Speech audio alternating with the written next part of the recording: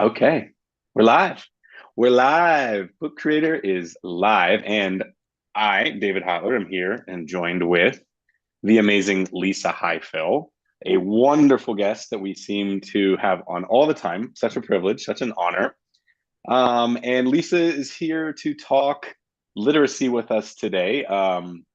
You may know Lisa from HyperDocs. She's affectionately known as one of the HyperDocs girls, which just means she's the co-author of a fantastically fabulous book called the HyperDocs Handbook, which is all about digital lesson design. And it came out, gosh, years ago, 2013, and it is still incredibly relevant Yes. today because it's based in quality research-backed practices, which is what Book Creator is all about. And so we brought Lisa back on because she's so good at understanding these research-based practices and then simplifying them for just the rest of us, I guess is the best way to say. Some of us have that talent. They're just brilliant people. So we brought her back to talk a little bit about literacy because here at Book Creator, we are literacy. Everything about our tool is supporting good literacy. And we know that literacy is the foundational skill for everyone. We all need to be able to read the world. So we brought Lisa back. I'm going to turn it over to her here in just a second, but it's so exciting to have you joining us either live. We have a huge attendance tonight, or if you are watching the replay, we'd love to have you here. Remember that you can always ask questions in the chat if you're here live. You can always email me after the session if you'd like to chat, dhotler@bookcreator.com. And during and after the session, we'll be sharing all of the resources that Lisa's showing today. They're either just down below if you're watching, rewatching, they're down in the comment section or in the description section.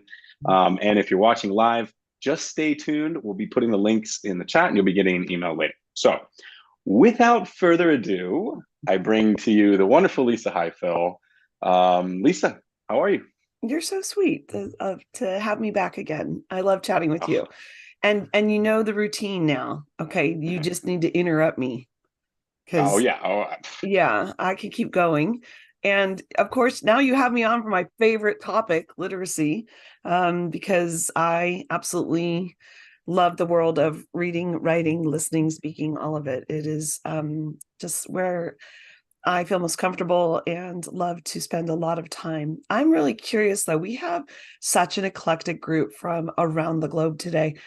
I'm very curious about your role in education, those who are watching live right now. If you could put into the chat your role in education and grade levels, because I think that's a really great frame of reference. And while you're doing that, and I'm going to be checking the chat, your role in education and your grade levels. A little bit about myself. I am a teacher and a instructional tech integration specialist in a brand new virtual academy in Pleasanton, California. And we are really working to do school differently. So when I speak today, our school is K-12. And oh, here we go. Okay. Lots. I gotta pay attention. Oh, lots of coaches. Okay, lots of teacher librarians, K-6. I see lots of grade spans. That's excellent. I hope you're taking some of this information back to your teachers because that's exactly where I want you to recognize where I'm coming from when I talk about literacy today. I'm always looking to see what can I inspire my teachers with? What can I build? What can feed my creativity and creative lesson planning and design? And that's really the basis of what we're doing today. And I'm going to get started. I want you to know that.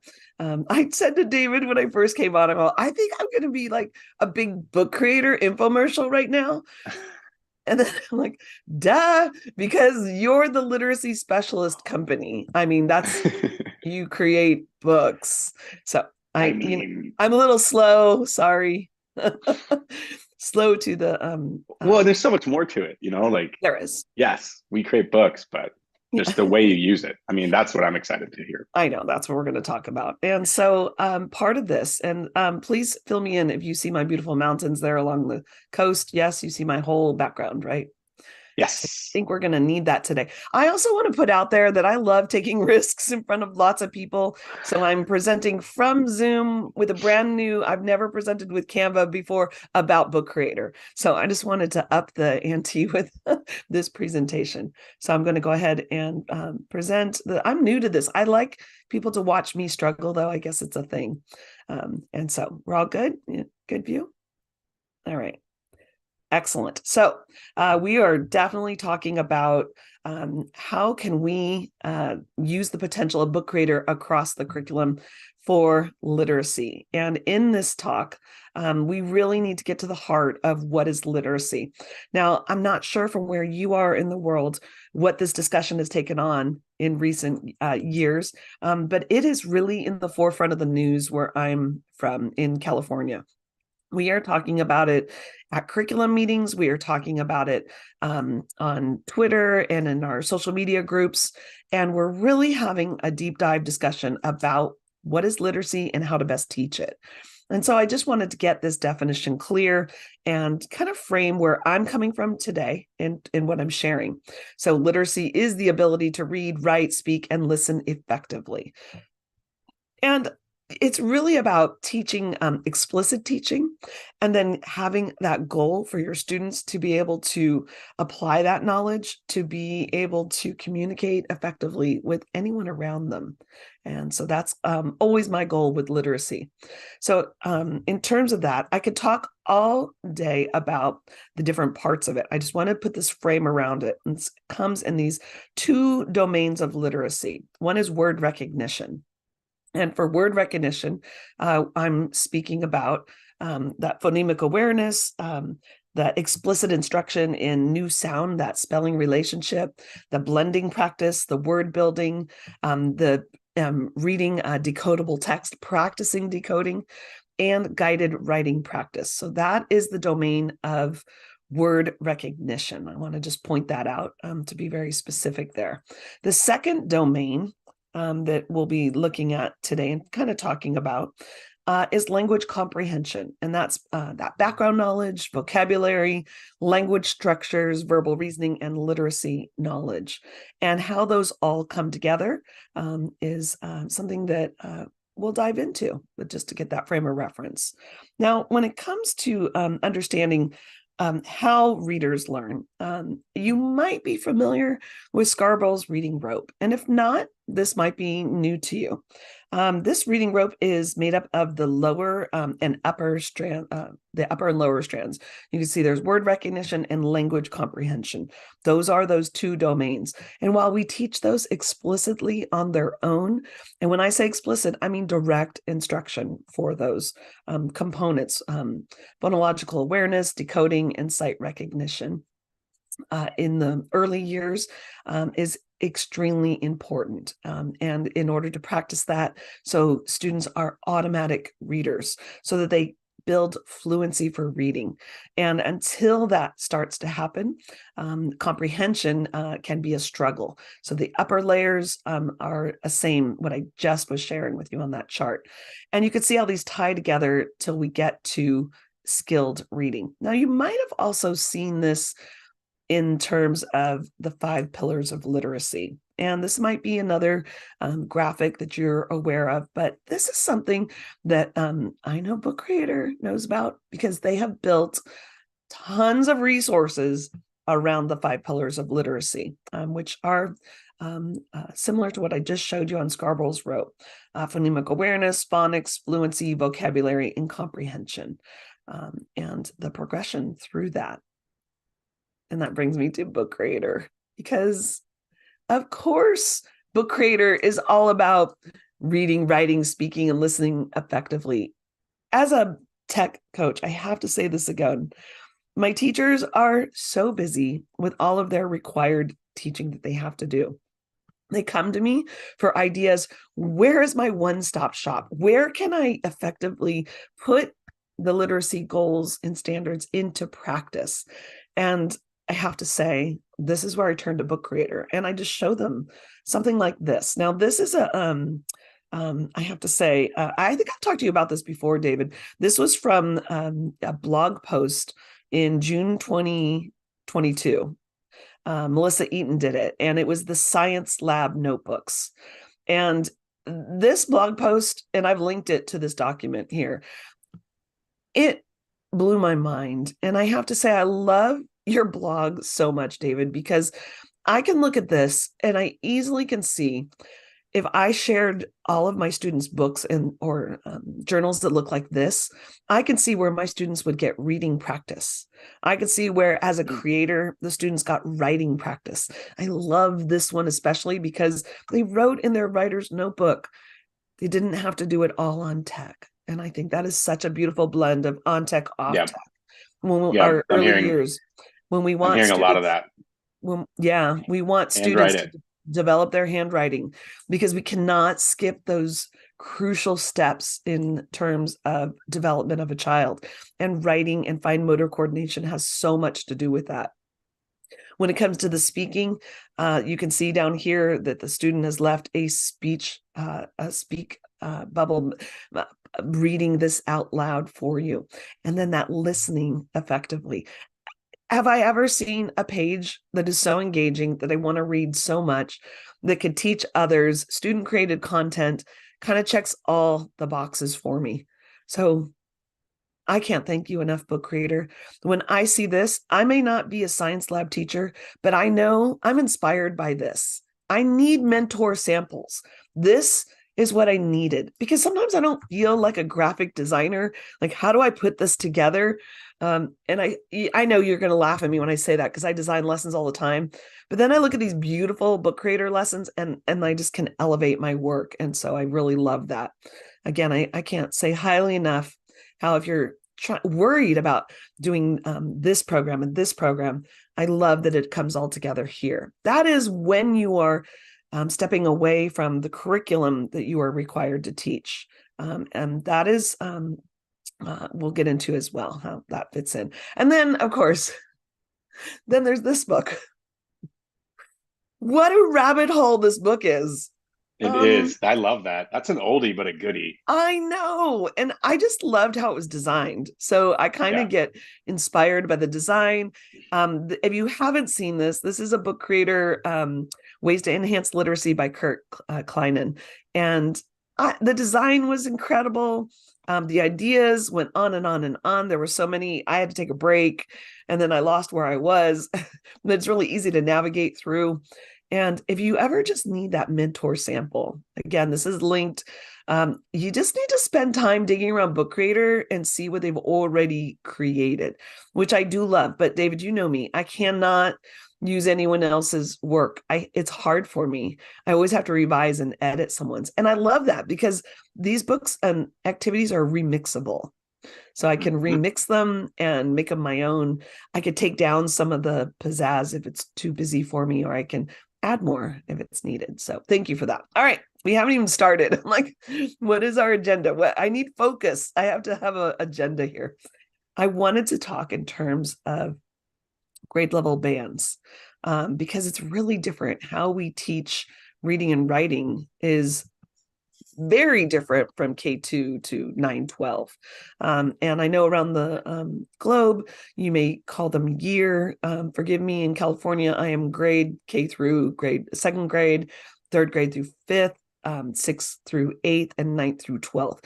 That's just the system in the groupings that I have. We have middle school in our town is 6th through 8th. I know that's in different formats around the globe. So you can just kind of think generally around those years. And I want to share in terms of the learning, that is the explicit teaching we're doing, and then that applying, which is creating, getting kids to create. And so from the learning, I have to say, I used all book creators examples because you had so much.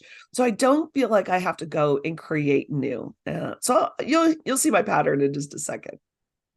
All right. See, do those look familiar to you? Yeah. Yeah. So in learning in kindergarten through second grade, it is really important in these critical years of developing literacy that students are explicitly taught in those domains that I shared earlier. They are taught phonics and decoding and the ability to do that. Well, Book Creator has these books, and I have to say, I showed them to a teacher. Oh, look, it worked. We can still see my screen. I showed them to a teacher yesterday, and she couldn't believe it. She said, all this is done for me. So I love that there's a teacher's guide here. I really did need that. And it has a book for every letter. I just want to quickly show you this if you haven't spent time. And I'm going to close this and just let you see what's in here. Now, there's a lot. There's a teacher's guide. It talks about the literacy domains, which I just shared with you, literacy standards. And then comes all of the amazing pages. I don't know if I would have been able to make this on my own and the time that I've got. I can revise and edit it, and I could take away if I don't want all of it. But the fact that there are the fact that I could go through and play these speech bubbles. The word hat. I don't know if you can hear that. The letter A. Yeah. It's the sound A. So if I go through and I can, Hat.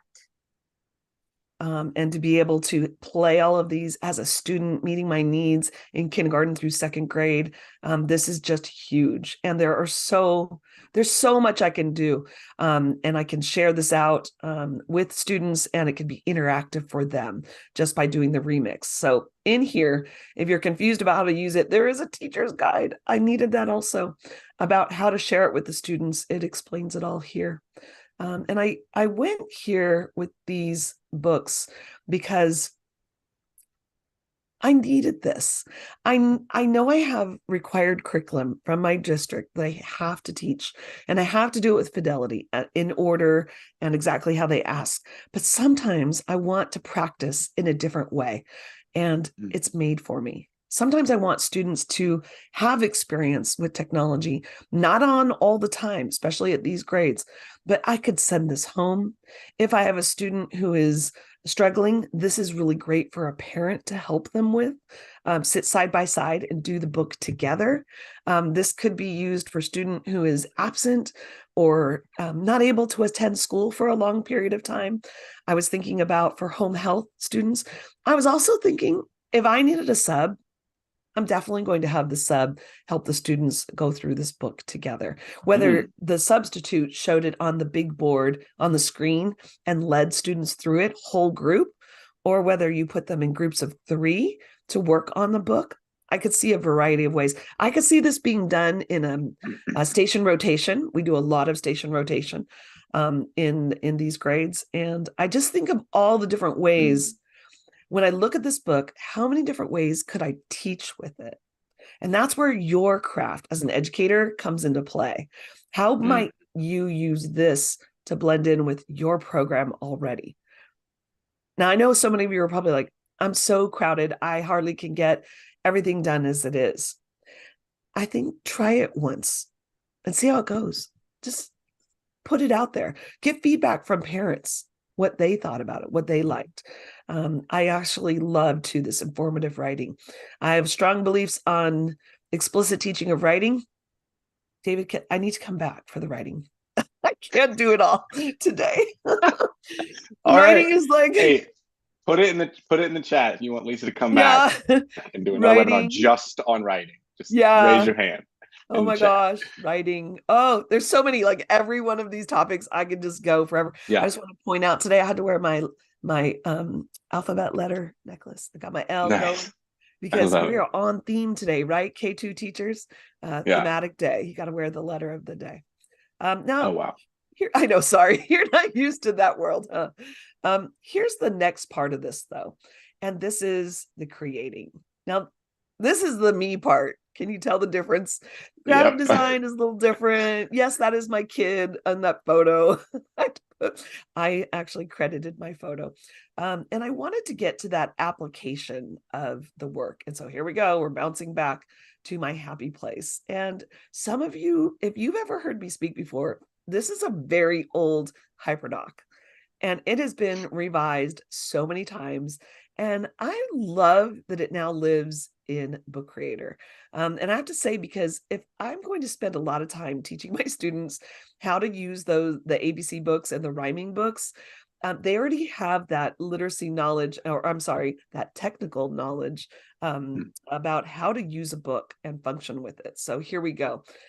It might look familiar, it's just repackaged differently. And again, for my young learners, I was able to put directions. Sometimes in life, every now and again, you need to go someplace and think. I like to call this place my happy place. Doesn't that make you want to do this activity? And you Yeah. play the video and you watch and discuss. And I love that I can make a HyperDoc and put the spoken instructions so the kids know what to do.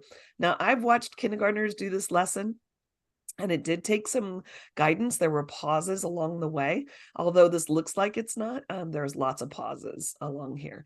Click to explore. They went on to maps to find their happy place. And then I wanted them to tell the story of their happy place and what it looked like. And I did create a space here. We published in a different way, but students, if I open this up to do a class book, I need to get a little more clever with that. Maybe I put the book together.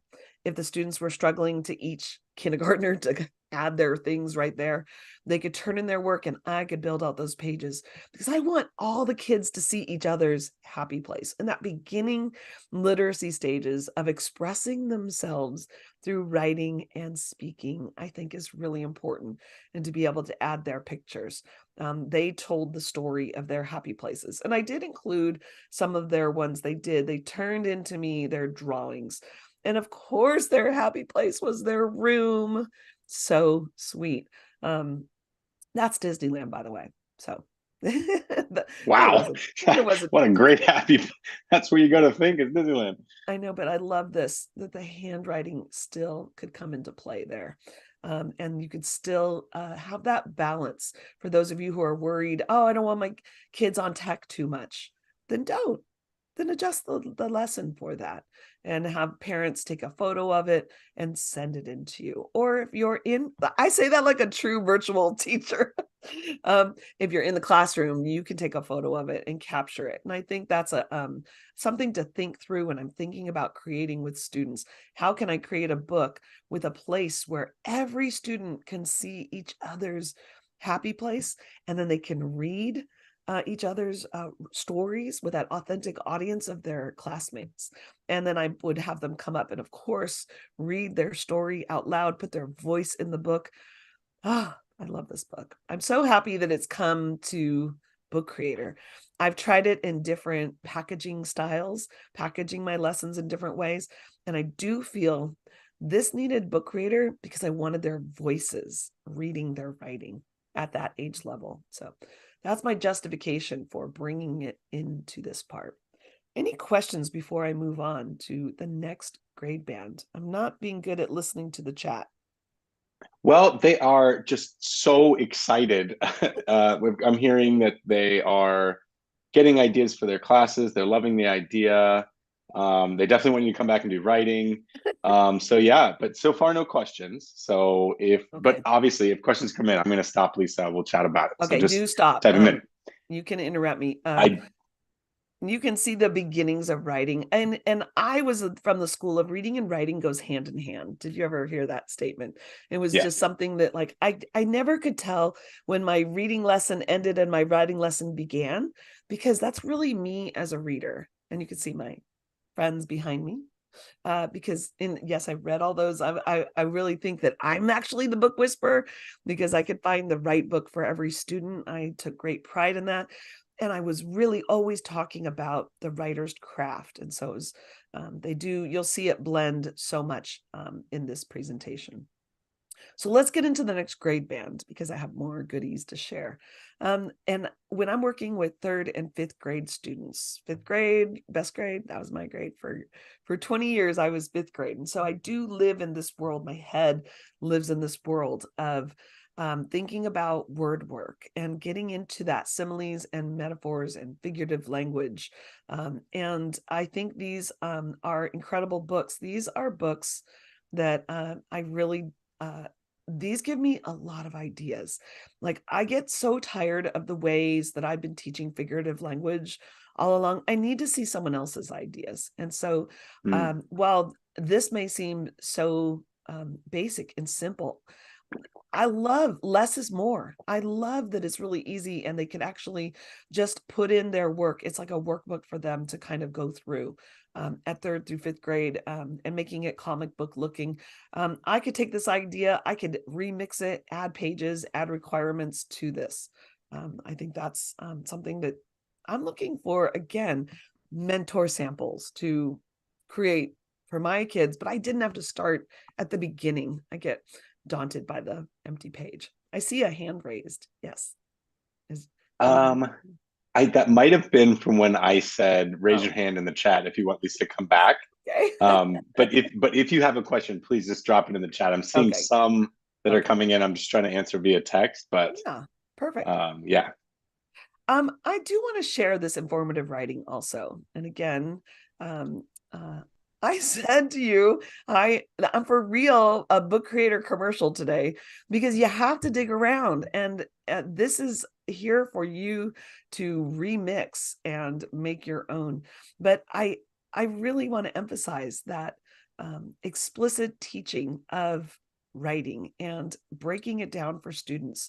Now, I may have different program. I might have a different way of doing informative writing, but this is my template now. It's a starting place that I can build off of, and I don't have to start from the beginning and adding my audio instructions. Oh, I love that. So thank you.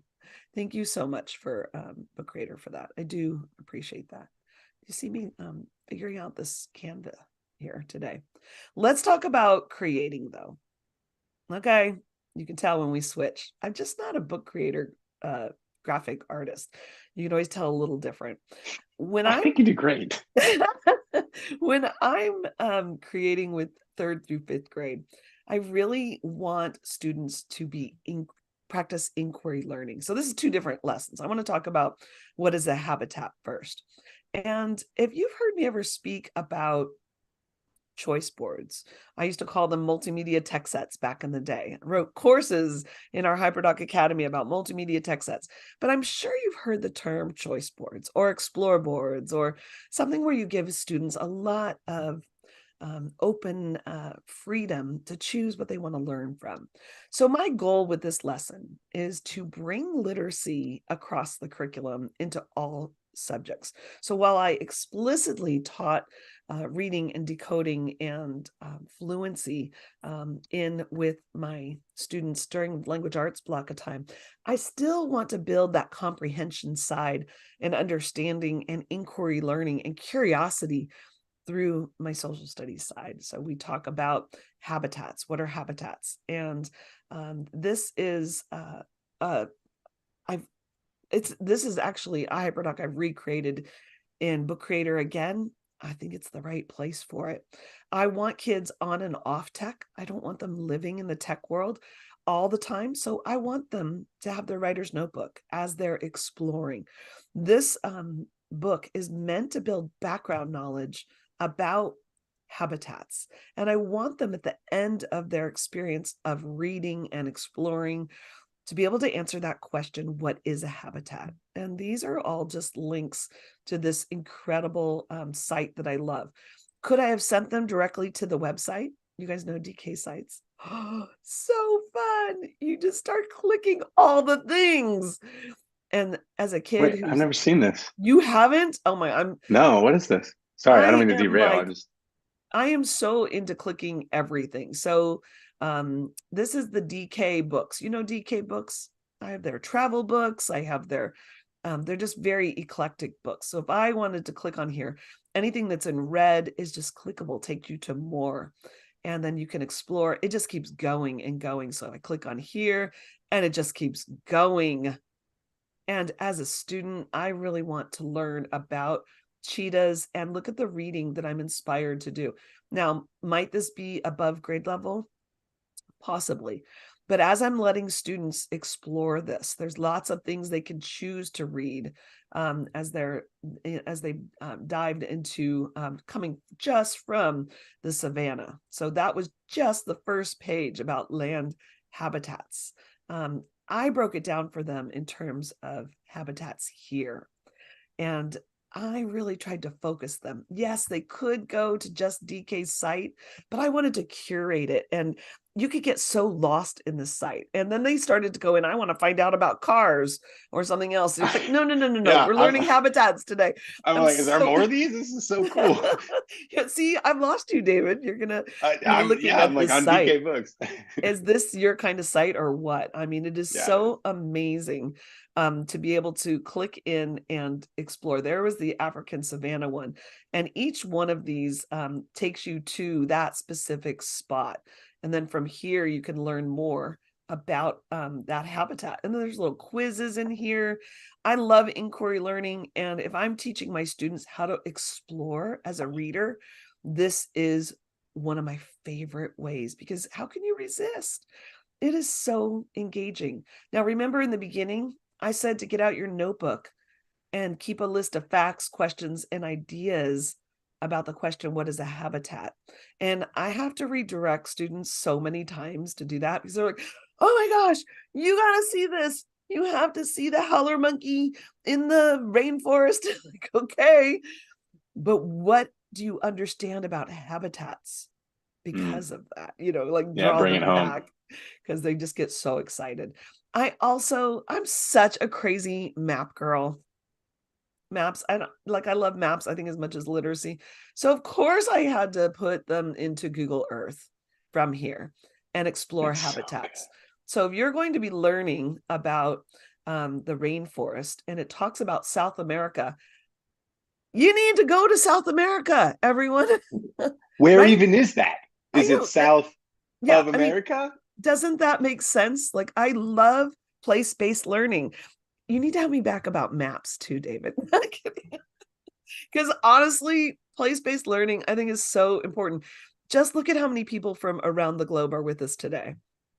And I think it's incredible to, in the moment, we have the capability to go from learning about the Amazon rainforest in South America and finding words like the equator and opening a link and getting to those places here. It is incredible. So I definitely lose my students in exploration. I definitely have to draw them back in. And they also, I have to throw in this fun little quiz. And it's a good way to teach continents. Anyway, just a fun way to package curiosity and learning. This is to learn from. Think about the literacy skills you would develop from this, David. Well, and all the practice that you would have with the comprehension and the excitement. And even if you're a struggling reader or with comprehension, you hear the other kids get excited, you're now excited to go read what it is that they're reading and figure it out. Right. And so that buzz that's what you need. That's the magic that all the teachers are looking for. And yeah, of course. And you've kind of packaged it in this explory way that's not rigid. And, if you like polar bears and you like snakes. Right. Well, sometimes I want the kids in partners to discuss, and sometimes I want them alone to explore. And this was a hilarious lesson to watch. I did this with third graders, and at first everyone had their own Chromebook and everyone was just exploring on their own, and then they could not be quiet. This is not like a put your headphones on and sit in your seat and stay there.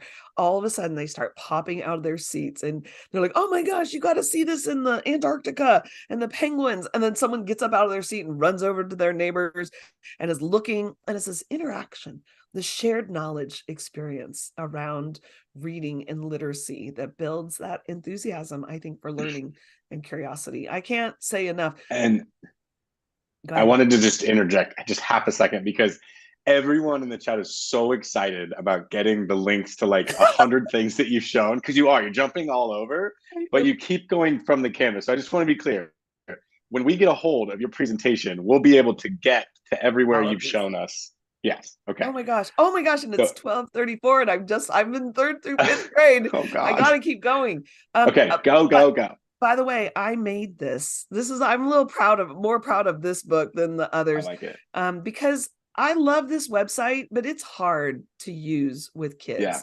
Because they're everywhere. I wanted to curate the website. That is a reason for me as a teacher to use Book Creator to create a learning tool that I want students to learn from. I packaged their learning experience. And that's the difference that I'm trying to showcase here between creating and learning. Actually, I have it in the creating section. Real quick. All right. I'll talk to you about reading selfies. We do these every year, reading selfies, because they feel so cool that they're going to do reading selfies. And really, they're just about sharing your favorite books. And I would do a class book creator book. I have some samples here where students would post the title of their book. They would post the description. They would post some these were older students, as you can tell, that were doing this one. Post an image, describe why you like the story, who would enjoy the story. And then the best is looking through classmates' pages to find a new read. So these are two samples that I wanted to put on here. These were your favorite reads. And I give this book to parents and say, when you're at the library, start scrolling through the book. This is the buzz in the classroom. This is what all the kids are into right now. Look for recommendations. Sit down with your child, because I love the book creator books on the phone. This can be portable. This is like your portable going to the library reading list book, and it's curated by the kids. So important that they are the ones who are sharing that. I really want to up this lesson and have them actually do their own book selfies with them posting a picture of maybe covering their face with their books they're reading. I think that would be fun. Why not? Yeah, that's cute. Yeah. Hey, one quick question. The DK website that you shared before, is that a free? Yes. Yeah, cool. It's dkfindout.com. Oh, I'm going to lose you. No. It was a question. I'm not giving you any links yet. Hands off the keyboard. I'm not going anywhere. I'm totally engaged. Yeah. And you too, if you're watching, you should be too. You're going to get all these links later. Don't be that student. Put your mouse down and just pay attention. Just be watching. You'll get all these links later. Okay. Excellent. All right, we're moving on. 6th through 8th grade. Those beautiful years of middle school. Now that I'm at the virtual academy, I have been working a lot with middle schoolers. I love these grades. I think I really was meant to be a middle school teacher as well. One thing that we're trying to do a lot, and again, this is the learning portion. I have done a version of a vocabulary notebook for a long time. I've gone round and round with best practices for reading, for learning vocabulary. But I'm such a nut for words, and I will talk about this in the writing session we do. I'll go into depth. I'm a nut for words, like crazy with teaching my students. I will stop a read aloud and say, did you just hear that word? And we will talk about a word like nevertheless for like 20 minutes. The kids love to bird walk me on things like that. But this notebook allows students, and I would use this, you could use it personally for students to collect their favorite words. Or I think I would definitely use this as a class book where students could constantly be adding their words they find. And you could really make these for like your science unit coming up. That would be my first lesson of the unit.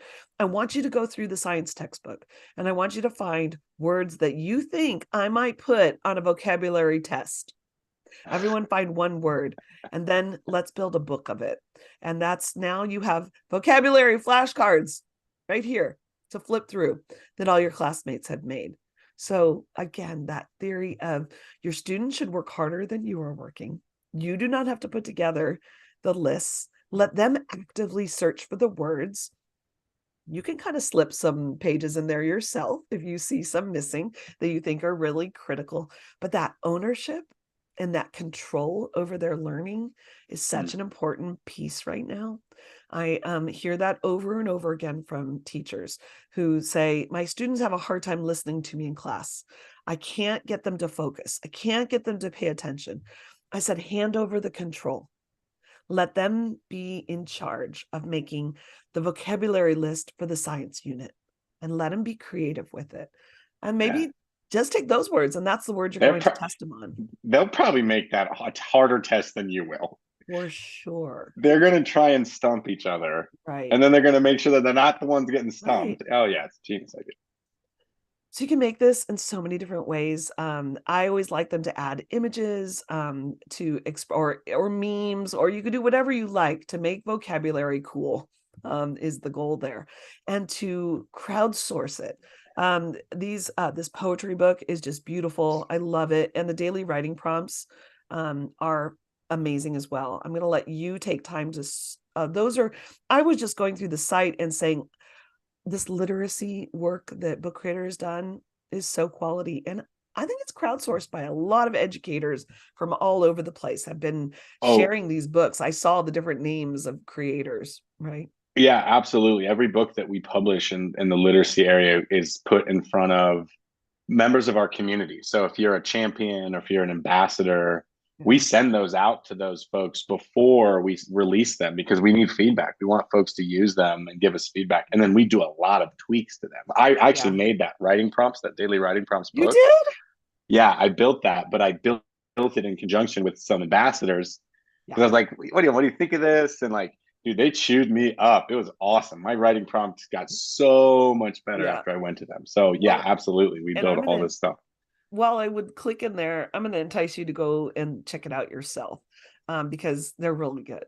And again, in a time where we're so busy and you need something that you could pick up and use right away, or you could edit and tweak it yourself. I love that resource. Now here's mine creating. And I definitely do reading portfolios every year. And this is only a portion of it because I wanted the audience today to really be thinking about, what would you put in a reading portfolio? And you see how plain it is. I want the students to remix this and really make it their own. I want them to decorate it. I purposely left it so plain for them.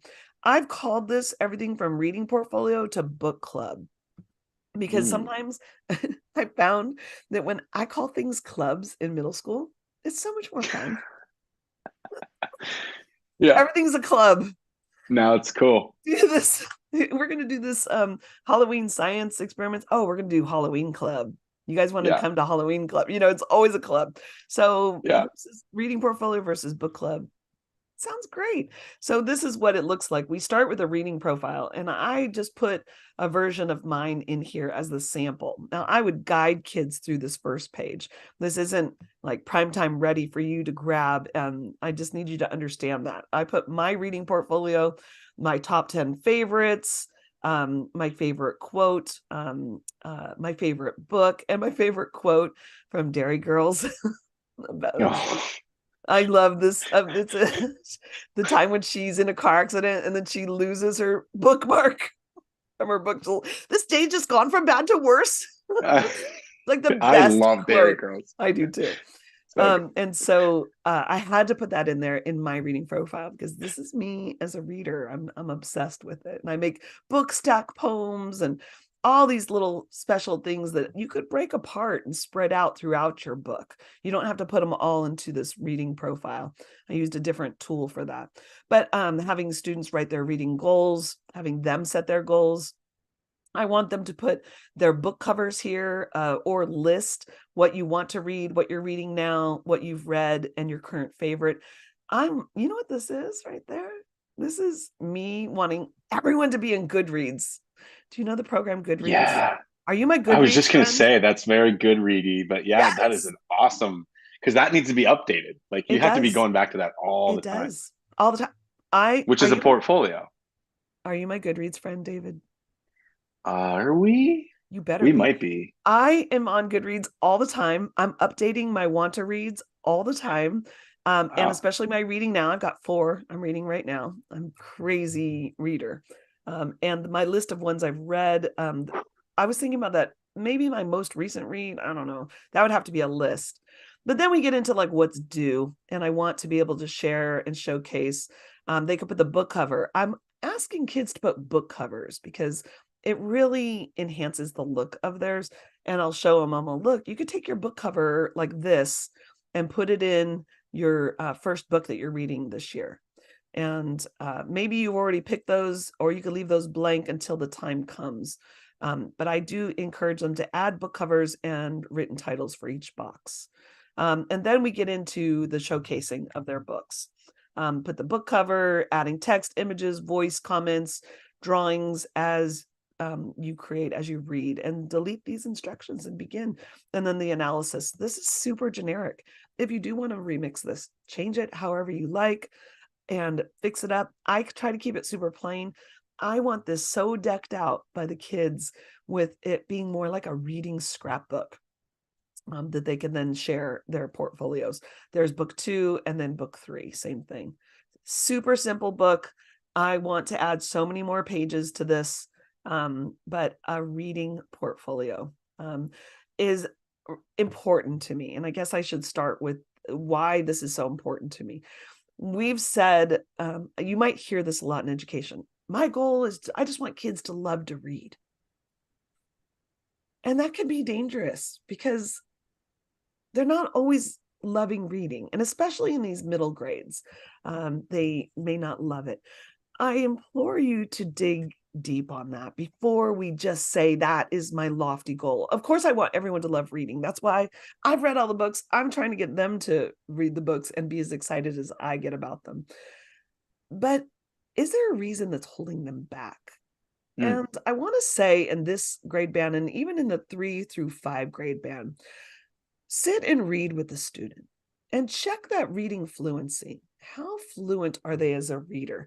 Meaning how much intonation do they give to their voice? How good are they at decoding new words that they come across? How are they able to do a pace based on punctuation? Are they able to pace their reading, their words per minute?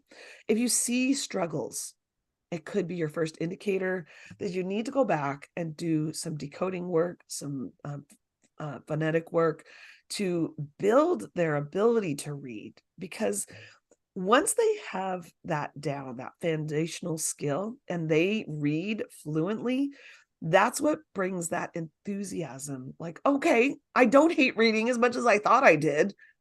It really could be that sign that they're not a strong reader and they need help. I'm so happy you brought that up because we're hearing more and more as we start talking about science of reading. They're like, oh, that's just K2. I'm like, whoa. Science of reading is just the science associated with literacy, with the act of reading. And yes, we commonly teach a lot of those foundational stuffs in K2, but there are way too many third graders below reading level, way too many students getting way too far. This is a K-12 thing. And so these strategies have to be employed later in different ways. Yeah, maybe you don't give them the rhyming book. Maybe you do some more like age appropriate activities, but like this is a K-12 problem. And I'm going to tell you, like, third grade retention law, not gonna cut it. Like, we gotta get on it. So I love to see that you're talking about that and saying, like, yeah, let's break it down. Why, let's go back to some of these foundational skills and maybe reteach some of this stuff. Like you're saying, that's beautiful. Well, and I think how this cross-curricular impact is really important, to be thinking like, how do I approach a student who's really not wanting to let me know that they're struggling readers? Bring it into the science, because we all can say, oh my God, these scientific words, these are huge. I can't even pronounce them. Let's work on decoding these words. Practice the decoding with sophisticated science terminology is an entry point, and actually do it with the whole class to break down words, and starting to look at root structure and bringing that piece in, and identifying kids who are struggling and meet with them and build in that time in your day, in your class, where everyone could be working on their reading portfolio. You're pulling a small group or an individual to build those skills. I talked to a middle school teacher just yesterday who was worried about this exact issue because of the pandemic. They felt like some of their 6th grade readers were reading more like 4th grade readers. They had been previously an elementary teacher. And I think that's important to note, that we cannot just assume that the students who come to you are proficient readers and they've mastered those skills in those pillars that we've shared in the very beginning. So, that was a little Love preachy. All right. High school. Michael Hernandez. He's so Oh my gosh, talented. what a Michael's brilliant individidual. best. Anything made by him, I'm like, I gotta I open this. know. Yeah, everything he Yeah, touches is gold. because I'm K-12 now, and I use Book Creator, and the high school kids love Book Creator. And I think sometimes you need to give these opportunities for them to use it in this is so sophisticated in such different ways that this might really inspire you to think twice about the tool you choose to have kids showcase their work, how they choose to publish, how they choose to learn from each other or from you. Again, you could be creating a book about graphing quadratics and have the kids explore that to build their knowledge on it. It doesn't have to be always them making it, or back and forth on that. I think just to be honest, I'm even inspired by the layout of some of these books. I look at that and say, how can I create a lesson from that? The text blocking, and how can kids learn from this? I do really think you should be checking this out. I want to talk though about some work I've done with high school students and some friends. And I brought book bento. Well, I'll get to book bentos in a minute.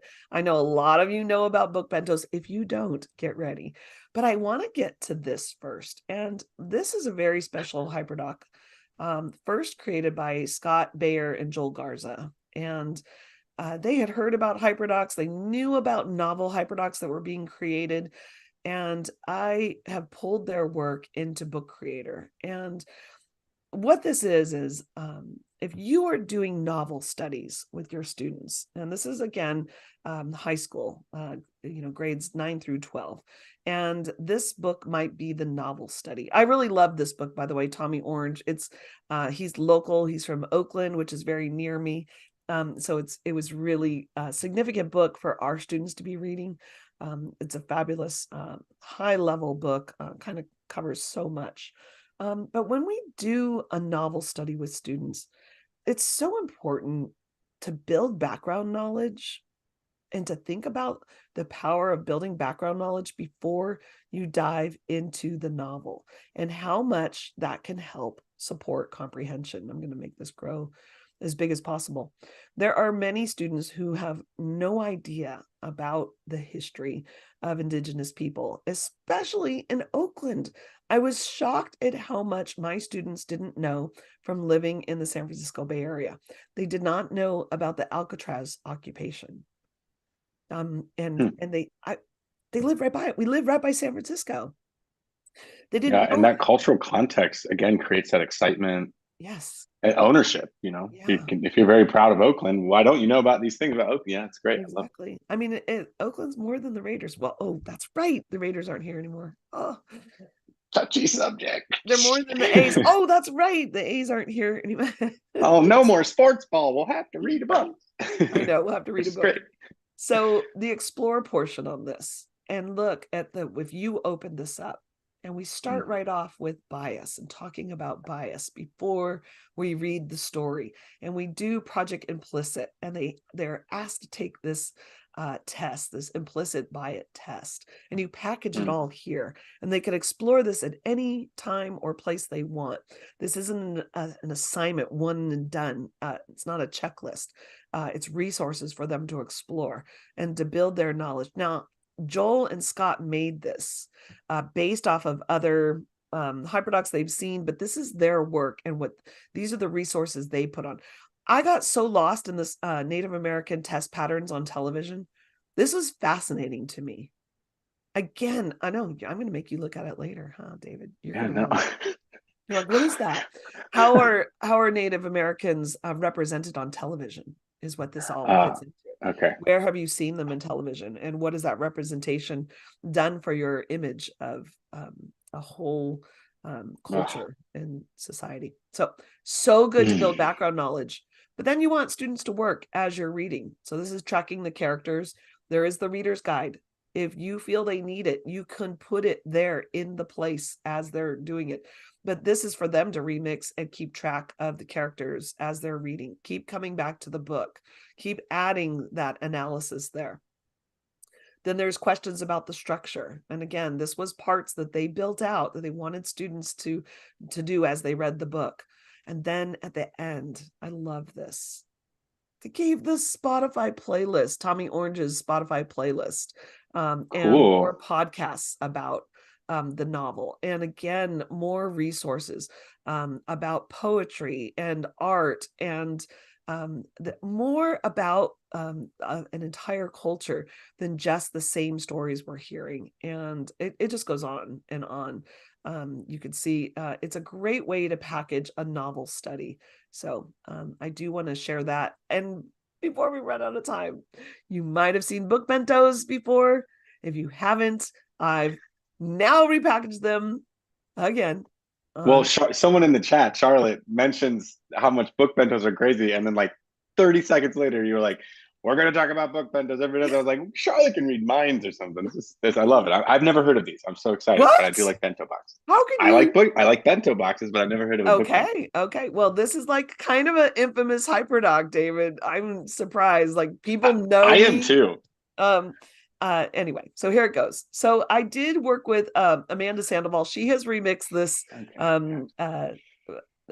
HyperDocs so many times, and she's so good at design. So I did borrow this page from her. What is a bento box? Because I didn't really explain that. And what is a book bento? So as a student reads a book, they create a bento. And a bento is the book is in the center, and all the artifacts around the book showcase something that happened in the book. So if you read the book, you know why there's a footprint. This was an exceptional one. This was one of our high school students made this one. This one I found. This is actually something I found book bentos on Instagram. I did not invent the book bento. I just created the lesson to get kids to make these because I think they're beautiful. So there's the requirements. And then I love that Amanda added this portion to it, that you could put an answer key here, that students can actually say, what is the connection to the story? So you can read that. But then I really want them to post their art here. I see this as important art, and then post post your name and your answer key on one side and the book bento on the other side. I love to take this off tech as well and have this printed and framed for our school. I like it framed, and we're taking them to the public library so that they can showcase student reading and the cleverness to it, and just a fun way to celebrate books. You know what? That was it. I did it in 1 hour. Okay. I have to admit, I have heard of book bentos. I've seen you do that one before. It's really good. Okay. Phew. I feel like you don't even know me. No, kidding. Stop it. No. That was awesome. I loved it. You made so many resources for that, but I have a feeling that those were just like, I've done this a million times. Yes. So I'm going to remake this just for the webinar, but those are really awesome. Love the reading portfolio. Gosh, I did remake them, but I had to really think about, does this fit with Book Creator and why? And those are the questions. And when we're trying to build literacy, are students going to be reading? And can they read effectively? Are they listening? Yes, I could put voice in there.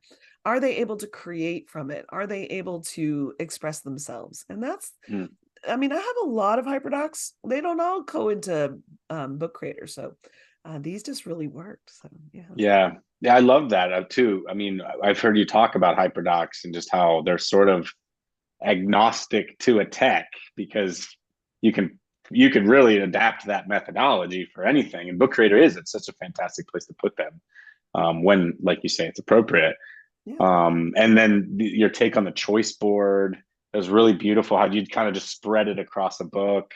And broken down some of the more complex pieces, like the book study for there.